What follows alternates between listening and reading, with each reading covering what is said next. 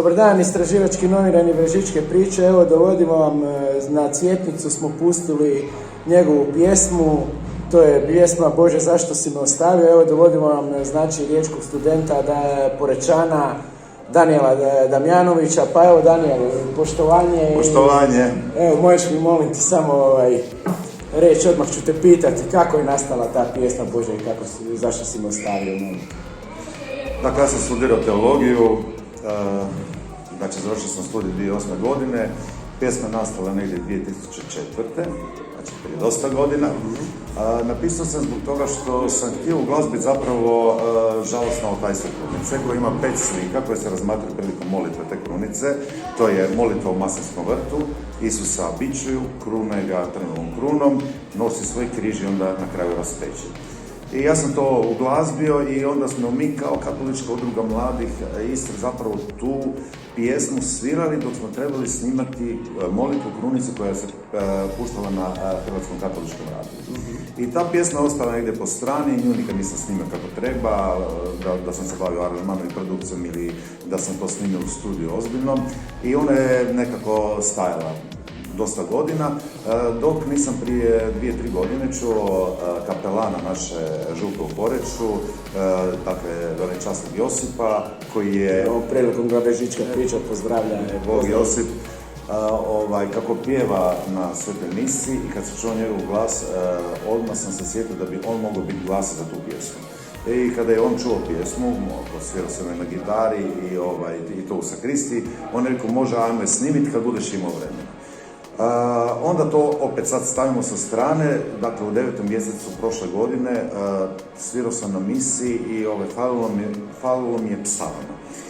Da je mogu svirati na gitaru i da opet taj psalam slijedi liturgijsku godinu, to je liturgijsko čitanje koje ide za tu nedjelju. Tako da sam uglazbio psalam koji je išao sljedeće nedjelje i zasviđalo mi se kako je to zazvučilo i onda sam opet uglazbio psalam koji je išao sljedeće nedjelje i tako sam uglazbljivao psalme i došao sam na ideju da napravim jedan projekt koji se zove Psalmi, gdje će biti, znači, uglazbljeno 21 psalam koji će biti aranžirano i producirano i koji će biti otpjevano sa različitim gostujućim pjevačima. To je, znači, ajmo reći, jedna paralelna priča od ove pjesme. No, međutim, kako je došla korizma, Josip, velečasnik kojeg sam čuo kako pjeva, nazvao je, rekao, Danijel, ajmo snimiti tu pjesmu Krunice.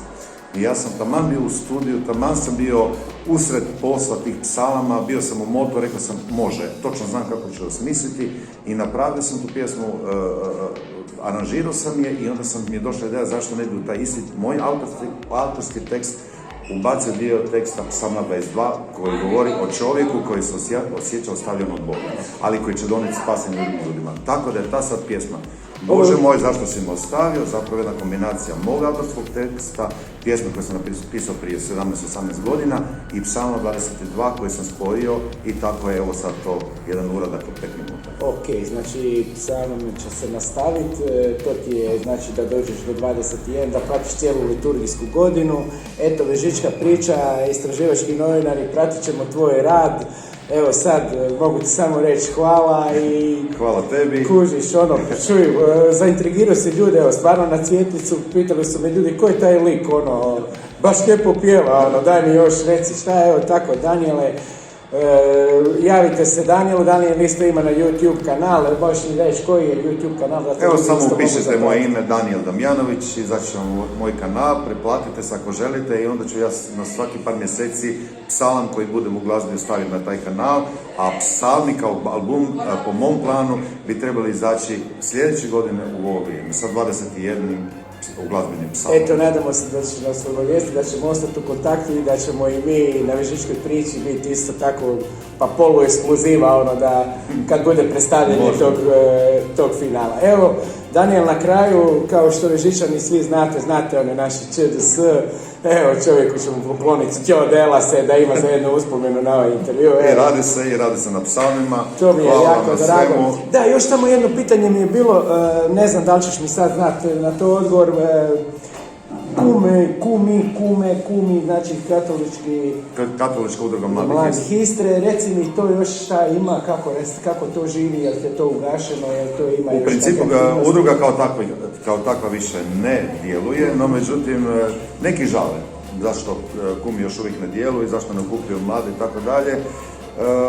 Ja bih volio da tako nešto još uvijek postoji, no međutim nije mi žao onog vremena koji smo bili zajedno, gdje smo okupljali stvarno puno mladih, ali plodovi upravo tog okupljenja i tog života se očituje na primjerima tih ljudi. Sad su sve to sretne kršćanske obitelji koji imaju djecu, koji su članovi naše katoličke zajednice i to sve pridonosi Božjem narodu, kako bi ja rekao. Tako da treba biti zahvalan za ono što smo imali, a ne žali za ono što sada nemamo. Ako treba šta, desit će se ako Bog da.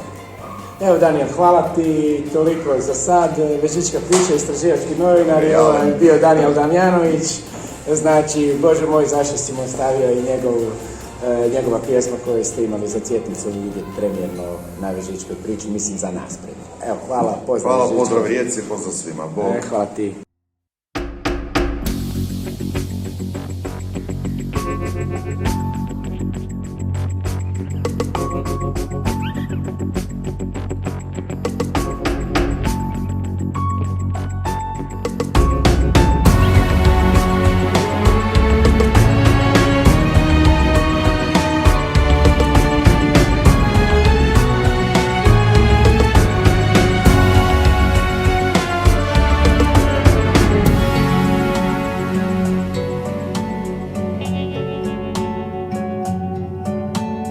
Duša mi je žalosna, jer umrijeti se spremam ja. Odaj mi, Oče, utjehu, da oduprem se svakom zlu. Ni bić me neće boljeti, jer znadem kako voljeti. Tijelo moje malo je, ja želim dati samo sve. Dao si mi imena oni koje spašavam, i sada miran odlazim da volju tvoju proslavim.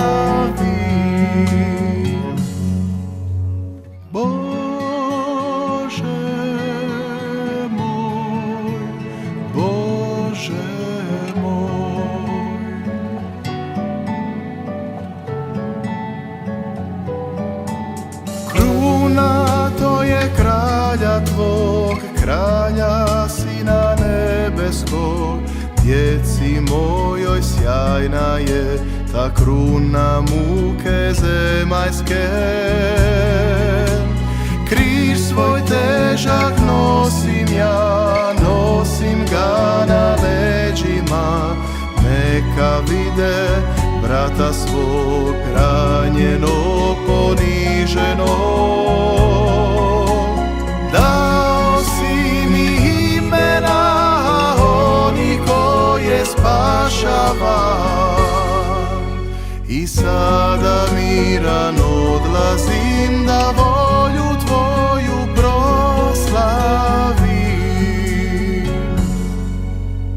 Bože moj, Bože